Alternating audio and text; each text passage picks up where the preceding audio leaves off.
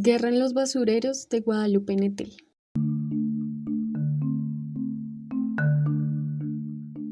Hace más de 10 años que ejerzo como profesor de biología en la Universidad del Valle de México.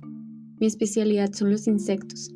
Algunas personas vinculadas a mi campo de investigación me han hecho notar que cuando entro en un laboratorio o en las aulas de clase, casi siempre prefiero acomodarme en las esquinas, del mismo modo en que cuando camino por la calle me muevo con mayor seguridad si estoy cerca de un muro. Aunque no sabría explicar exactamente por qué, he llegado a pensar que se trata de un hábito relacionado con mi naturaleza profunda. Mi interés por los insectos despertó muy pronto, en el paso de la infancia hacia la adolescencia, alrededor de los 11. La ruptura de mis padres era aún muy reciente, y puesto que ninguno de los dos estaba en condiciones psicológicas para hacerse cargo del error que habían engendrado juntos, decidieron mandarme a vivir con la hermana mayor de mi madre, mi tía Claudine, que sí había logrado construir una familia funcional, con 2 hijos disciplinados, pulcros y buenos estudiantes. Yo conocía muy bien su casa, situada en un fraccionamiento clase mediario con aspiraciones yanquis, como decía mi papá, muy diferente del lugar en el que yo había nacido y pasado 11 largos años. Mi casa y la de mis tíos eran opuestas en todo. Nosotros vivíamos en una parte desmejorada de la colonia Roma, uno de esos departamentos que ahora se conocen con el nombre de Loft y en aquella época como estudio de artistas, aunque en realidad se asemejaba más a un cuarto oscuro de fotografía, por las telas superpuestas, casi todas hindúes, que frenaban la entrada del sol. Mi madre sufría migrañas constantes y no soportaba estar expuesta mucho tiempo a la luz. La casa de mis tíos, en cambio, tenía inmensos ventanales, además de un jardín donde mis primos jugaban al ping-pong. Mientras que, en nuestra familia, los 3 teníamos la responsabilidad de la limpieza, obligación que ninguno cumplía cabalmente, mis tíos contaban con una sirvienta amable y silenciosa que cohabitaba con su madre en la misma azotea, Isabel y Clemencia. Una vez instalados en la casa de mi tía, esas 2 mujeres me enseñaron más cosas de las que aprendí en todo el año escolar.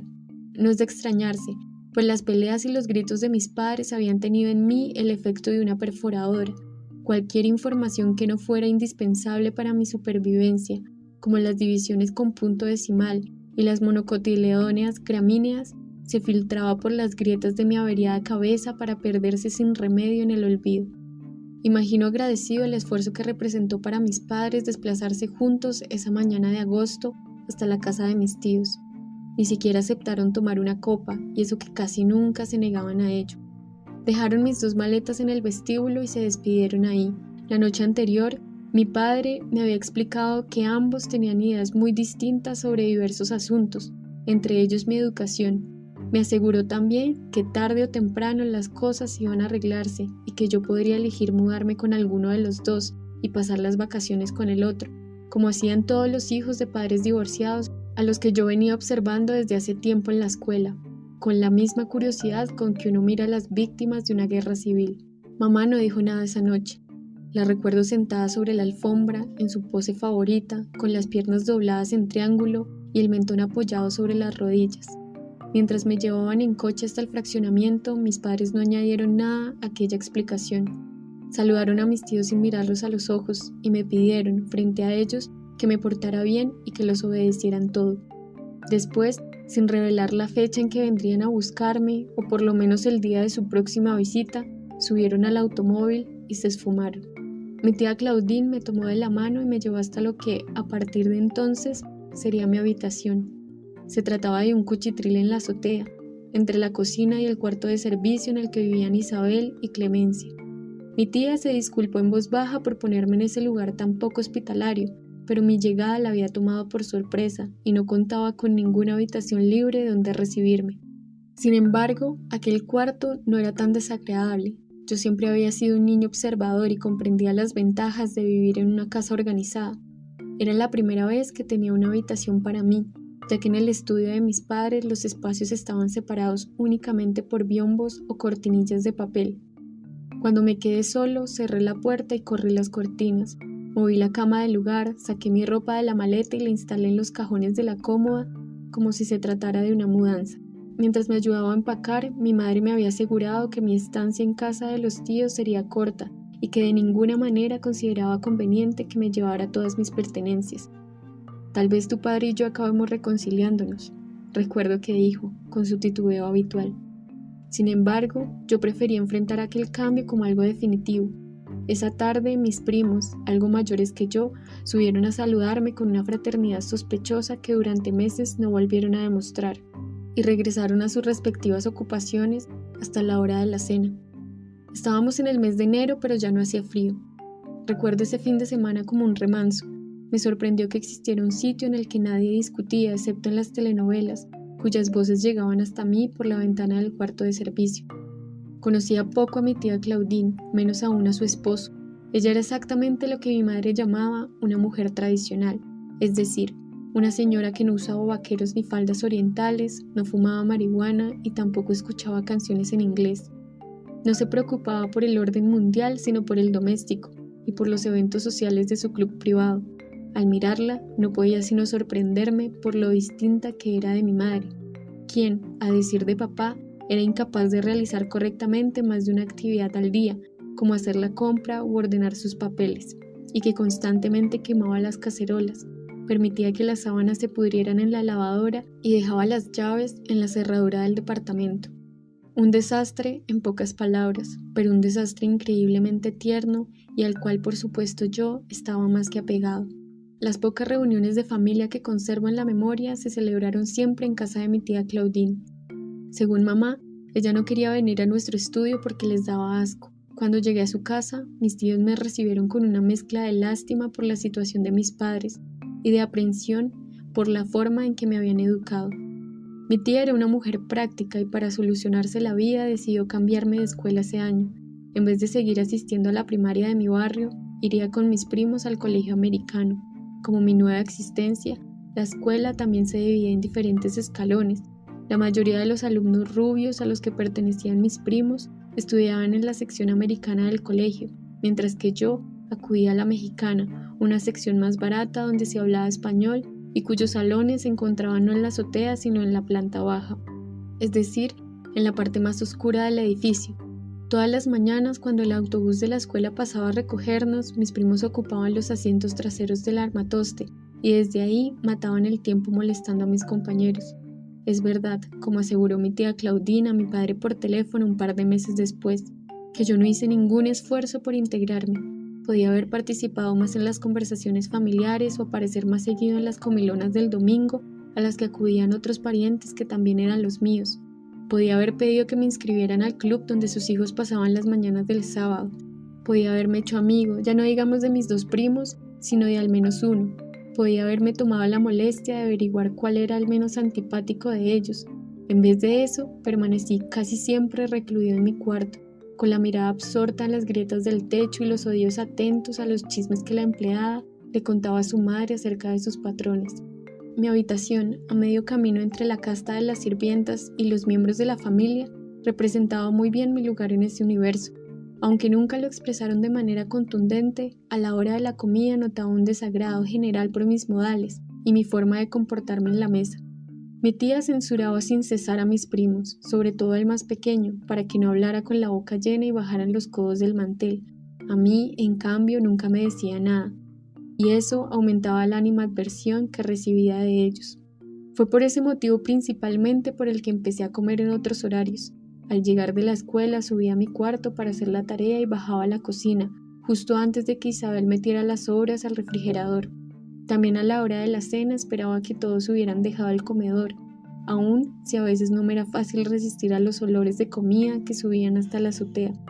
Cuando todos se marchaban, encendía las luces para prepararme un sándwich y beber la taza de chocolate que Isabel me dejaba junto a la estufa.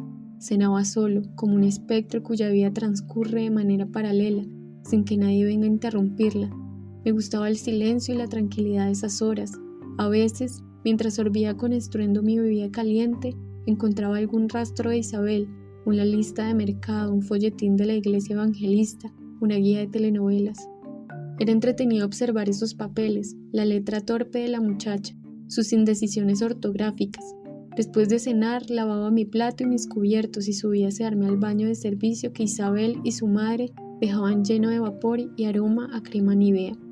Los sábados, mientras mis primos jugaban al tenis en el club, yo acompañaba a Isabel a la Merced a hacer la compra de la semana. Subíamos a un autobús que pasaba a pocas cuadras de la casa y luego a otro que nos llevaba por la avenida Ortiz.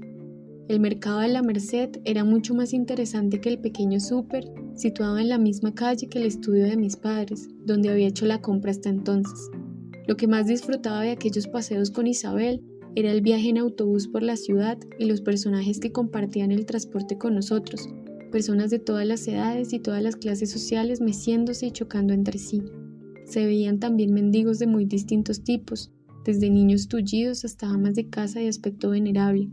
Una vez me tocó presenciar un asalto a manos de un payaso armado que amenazó al chofer, mientras todos poníamos nuestro capital en la bolsa de su ayudante. También a Isabel le gustaba salir a hacer la compra. En cuanto salía de casa se ponía de buen humor y conversaba conmigo acerca de lo que estuviéramos viendo. Con esa misma alegría eficaz regateaba con los marchantes. De todas las vidas que transcurrían en esa casa, la de Clemencia era, sin lugar a dudas, la más circunspecta de todas, incluso más que la mía. No hablaba con nadie, evitaba encontrarse con los miembros de la familia y si por casualidad coincidía con alguno de mis primos en la escalera de servicio, jamás le dirigía la palabra. Solo de noche la escuchaba susurrando en su habitación con su hija. A veces, sin embargo, sobre todo si me notaba triste o preocupado, dando vueltas por la azotea como era mi costumbre, me ofrecía uno de los cigarrillos que fumaba a escondidas de Isabel, a unos cuantos pasos de los tanques de gas estacionario. Nunca los acepté, pero me quedaba a su lado cuando los encendía. El olor de sus delicados sin filtro me recordaba el del estudio de mis padres.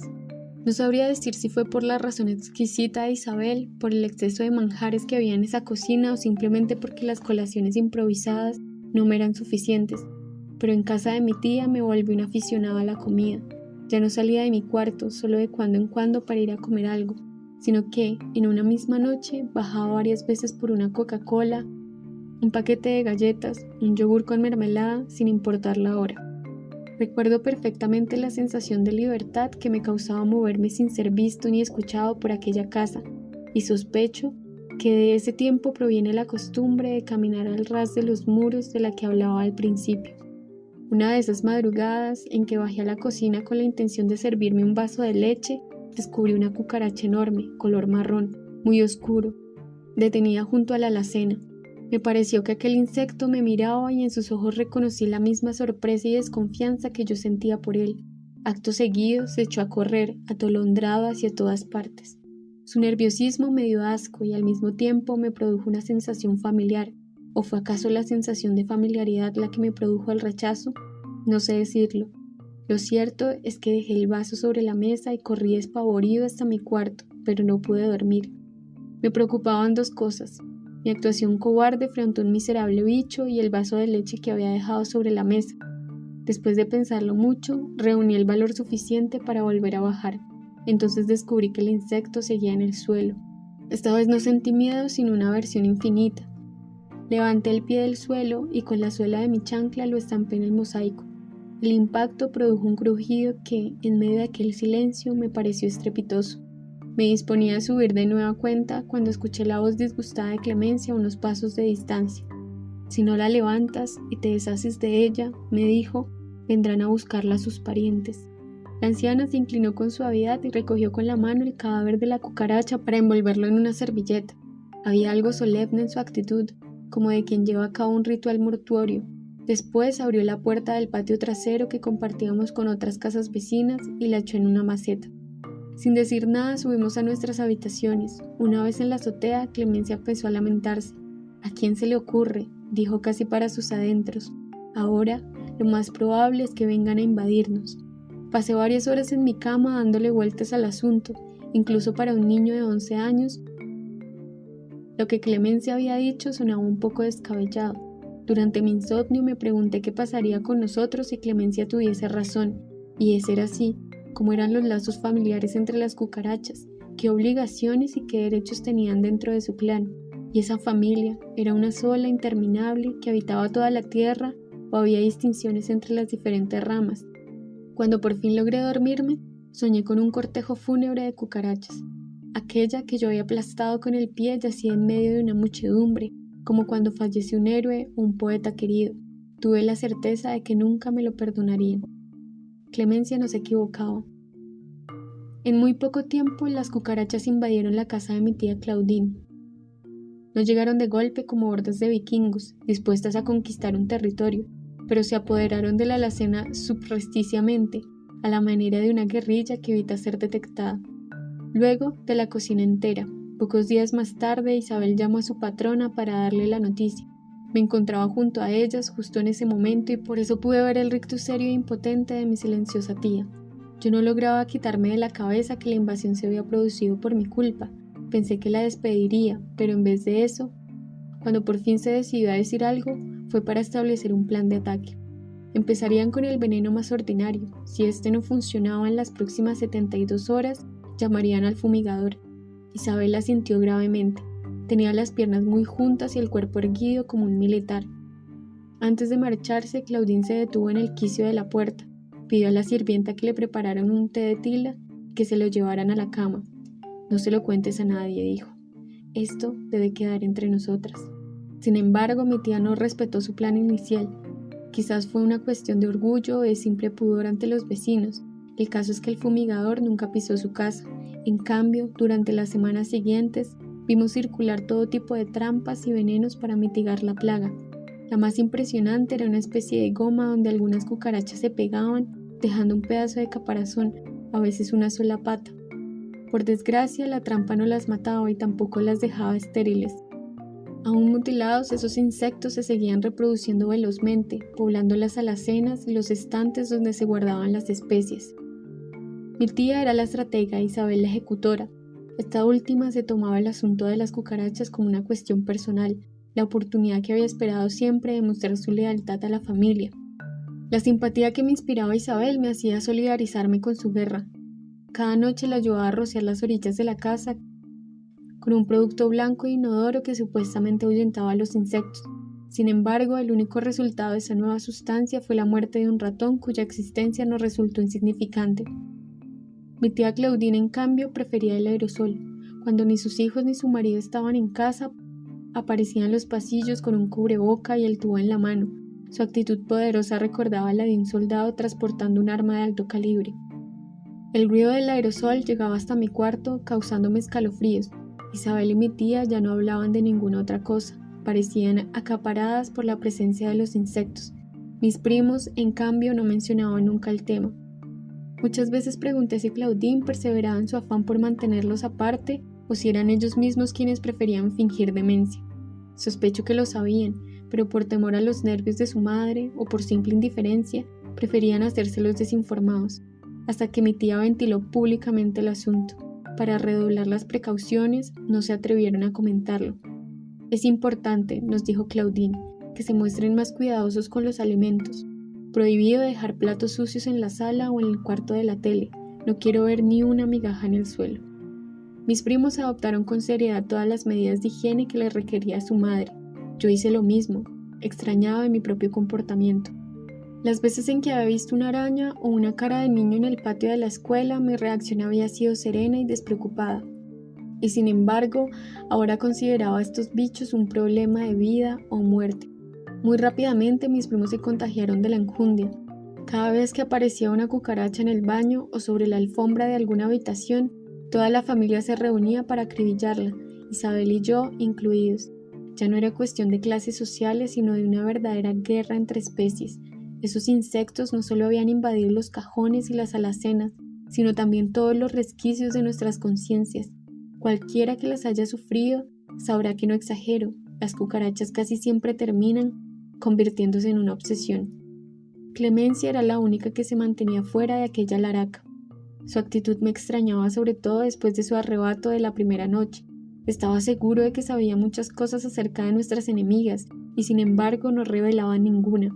Lo único que hacía de cuando en cuando era expresarse con sarcasmo acerca de nuestro encarnizamiento.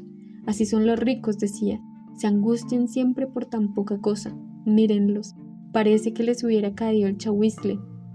Olvidaba que una de las principales atacantes de los insectos era su propia hija.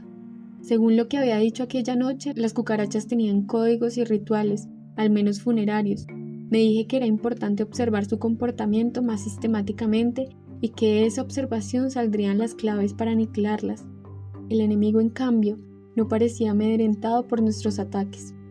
Las cucarachas caminaban por la casa con una desfachatez que rayaba en la arrogancia, tal vez porque al menos en número eran superiores a nosotros, o quizá porque a diferencia de los seres humanos no les importaba la muerte. Era esa característica y no el color de sus caparazones ni la fealdad de sus patas nerviosas lo que más me atemorizaba. De algo estaba seguro: si no las desterrábamos, ellas lo harían con nosotros. Un sábado por la mañana, Isabel y yo nos sentamos a platicar en la cocina. Habíamos puesto pan a descongelar en el microondas mientras la mujer me explicaba los beneficios del nuevo insecticida. Escuchamos unas crepitaciones inusuales dentro del aparato. Cuando abrimos la puerta, descubrimos 3 cadáveres de cucaracha sobre las banderillas. Por lo visto, la parte de arriba del microondas, que rara vez encendíamos, era uno de sus principales cuarteles. La escena me dejó horrorizado. Ya habíamos probado todo y seguíamos en las mismas. En cambio, Isabel se mantuvo inusualmente tranquila. «No te preocupes», me dijo con tono protector. «Vamos a ganar esta guerra». Esa semana Isabel dejó de utilizar el insecticida. Sin abandonar ni un instante su nueva tranquilidad, se puso a perseguir a los bichos para meterlos en un bote vacío de yogur. El sábado siguiente, en vez de subir al autobús, mi tía nos acompañó en coche hasta la Merced. Hicimos la compra igual que siempre, pero esta vez, antes de salir, Isabel nos condujo a Claudine y a mí a una nave a la que nunca antes me había llevado. En esta zona, los puertos no tenían cortinas de metal y tampoco mesas de exhibición como en los otros galpones. Ahí, los comerciantes ponían su tendido en el suelo. Una sábana o un petate bastaban para enseñar su mercancía. Algunos llevaban hierbas, otros montoncitos de frutas silvestres, nísperos y ciruelas visiblemente recolectadas por ellos mismos. Otros vendían canastas. Alguien en uno de sus puestos miserables llamó poderosamente mi atención. Se trataba de una niña de rostro hermoso y muy oscuro que ayudaba a su madre a vender insectos. «¿Qué es lo que venden?», le pregunté a Isabel con incredulidad. «Son jumiles», respondió la niña con una voz tan dulce que me ruboricé en el acto. «¿Quieres probarlos?». Me quedé atónito observando el espectáculo. Lo que la niña vendía eran chinches redondas y muy inquietas, en conos de cartón que los compradores comían ahí mismo, con limón y sal, sin tomarse la molestia de cocinarlas. «Ándale, ¿qué esperas?». Me regañó Isabel ante la mirada risueña de mi tía. «¿Le vas a decir que no a ese angelito? Te las está regalando». Extendí la mano y la niña puso en ella uno de sus vasitos rebosantes de jumiles. Ella misma lo aderezó para mí. A pesar de todo lo que pueda decir mi tía sobre la extravagancia de mis padres, yo nunca había comido insectos, ni siquiera chapulines.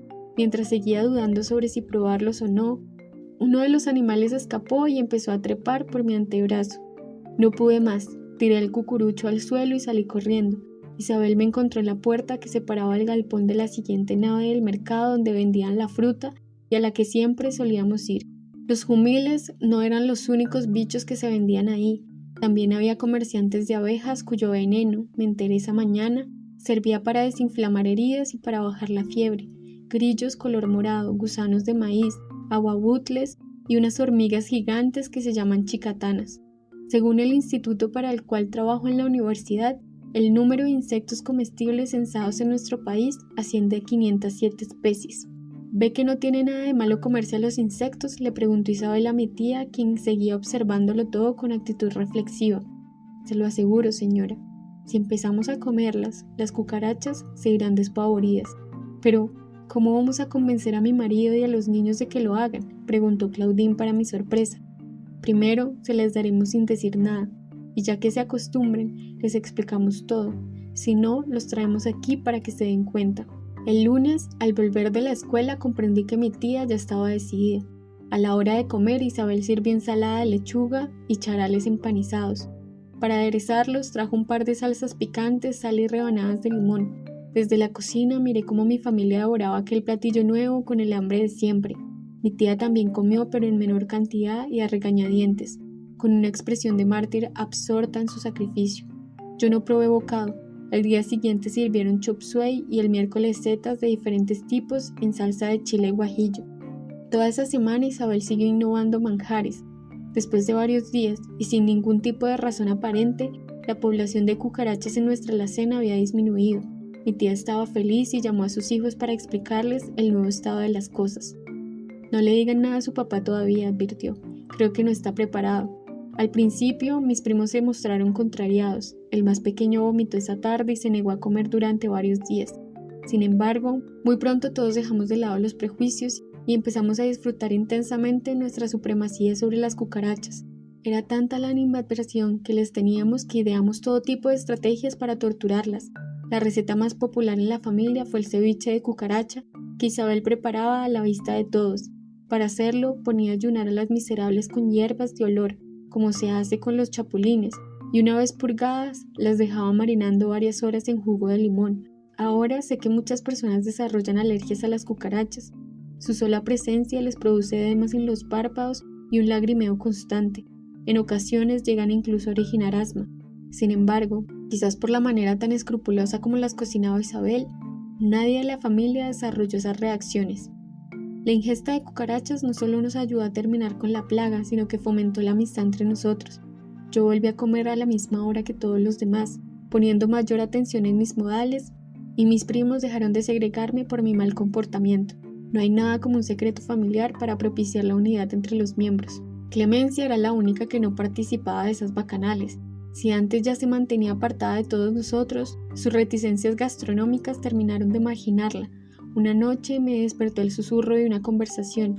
Isabel y su madre discutían en su cuarto acaloradamente. Me puse las chanclas y salí dispuesto a escuchar detrás de la puerta. Puede que sea el remedio, pero no tienes derecho. Es injusto lo que estás haciendo, decía la vieja al borde del llanto.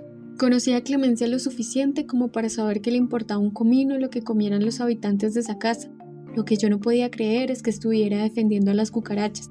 Pero Isabel, quien a todas luces no se había dado cuenta del bando al que pertenecía su madre, insistió una y otra vez en que era la única manera de vencerlas. Yo había visto alguna vez en la televisión cómo los insectos se eliminan entre ellos. La mejor manera de acabar con una especie es permitir que otra se la coma. Isabel tenía razón y los resultados hablaban por sí mismos. Días más tarde, mientras la acompañaba a fumar uno de sus delicados sin filtro, Clemencia me habló de las cucarachas con una admiración evidente. Estos animales fueron los primeros pobladores de la tierra y aunque el mundo se acabe mañana, sobrevivirían. Son la memoria de nuestros ancestros, son nuestras abuelas y nuestros descendientes.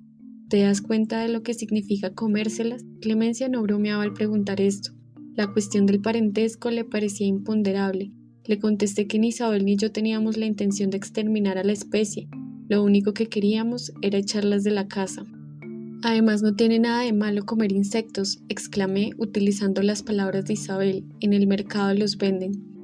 Clemencia guardó silencio y, mientras lo hacía, me dirigió una mirada acusadora, cargada de resentimiento. Nadie, además de ustedes, se come a las cucarachas, pero todo lo que hacemos se paga en esta vida. Después no se extrañen de su mala suerte.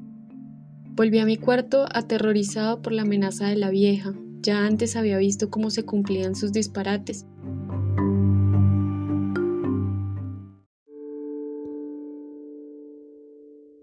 El viernes por la mañana mi tía apareció en la escuela para llevarme a casa. Le pregunté si había pasado algo malo, pero ella solo negó con la cabeza. La vi tan seria que no me atreví a preguntar nada más.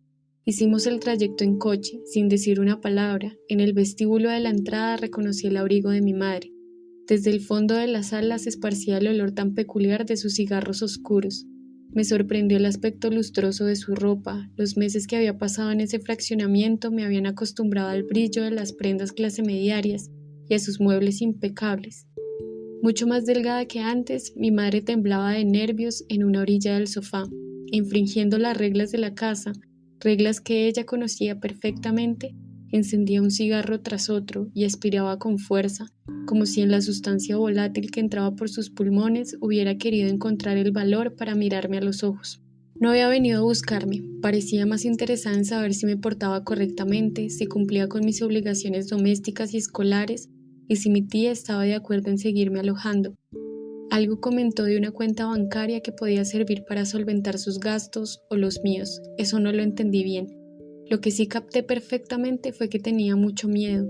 Fiel a su carácter práctico, mi tía reveló la explicación que su hermana no lograba formular. Tu madre ha decidido internarse en una clínica, me dijo. Nosotros estamos de acuerdo y vamos a apoyarla. Sin esperar mi respuesta, Claudine salió de la sala para dejarnos solos. Mamá siguió temblando en silencio. Me acerqué al sofá con todo el cuidado del mundo y la abracé. Todas mis dudas desaparecieron en aquel momento. Por más adaptado que estuviera esa nueva familia, era a ella a quien pertenecía y era con ella con quien deseaba vivir.